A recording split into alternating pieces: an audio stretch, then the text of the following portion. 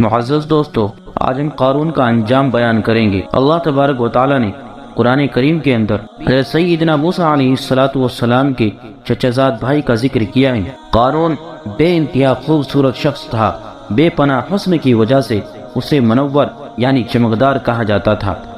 یہ بنی اسرائیل میں تورات شریف کا سب سے بہترین قاری تھا، یعنی بہت اچھا اس نے پڑھنا لکھنا حضرت موسیٰ علیہ السلام سے سیکھا تھا۔ جب تک یہ غریب تھا بہت اچھے اخلاق سے لوگوں کے ساتھ میں پیش آتا تھا، لیکن جیسے ہی امیر ہوا تو یہ مغرور اور خود پسند ہو کر منافق ہو گیا۔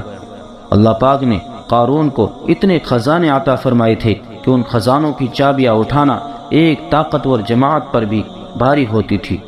لوگ اس کے خزانوں کی بھاری چابیاں اٹھا کر تھک جایا کرتے تھے۔ جب قارون سفر پر نکلتا تو اس کے خزانوں کی چابیاں کھچروں پر رکھی جاتی تھی۔ ایک مرتبہ قارون گھر سے اس حالت میں نکلا کہ سفید رنگ کے کھچر پر لال رنگ کا قیمتی جوڑا پہنے ہوئے سوار تھا، جبکہ کھچر کی زین یعنی وہ گدی جو جانور کی پیٹھ پر باندھی جاتی ہے سونے کی تھی۔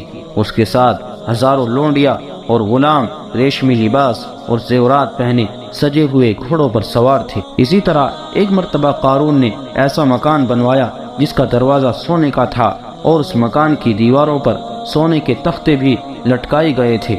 بنی اسرائیل اس کے پاس کھانے پینے کے لیے آیا کرتے تھے اور قارون کی تفریح کا وہ سامان ہوا کرتا تھا۔ جب زکوٰۃ کا حکم نازل ہوا تو قارون حضرت موسیٰ علیہ السلام کی بارگاہ میں حاضر ہوا اور ان سے طے کیا کہ وہ اپنے تمام مال کا 1000واں حصہ زکوٰۃ کے طور پر دیا کرے گا، لیکن جب وہ گھر آ کر اس نے حساب لگایا تو اس کے مال کا 1000واں حصہ بھی بہت زیادہ بن رہا تھا۔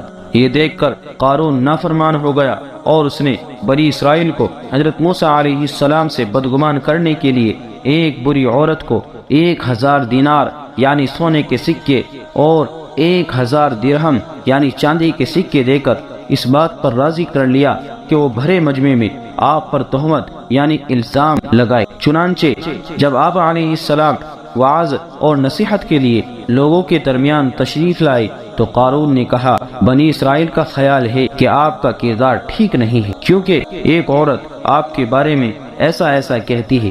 آپ علیہ السلام نے اس عورت کو بلایا اور اسے اللہ پاک کی قسم دے کر ماجرا پوچھا تو وہ ڈر گئی اور قارون کی سکھائی ہوئی جھوٹی بات بولنے کے بجائے سب سچ بیان کرتے ہوئے قارون کی منافقت اور رشوت دینے کا پول کھول دیا۔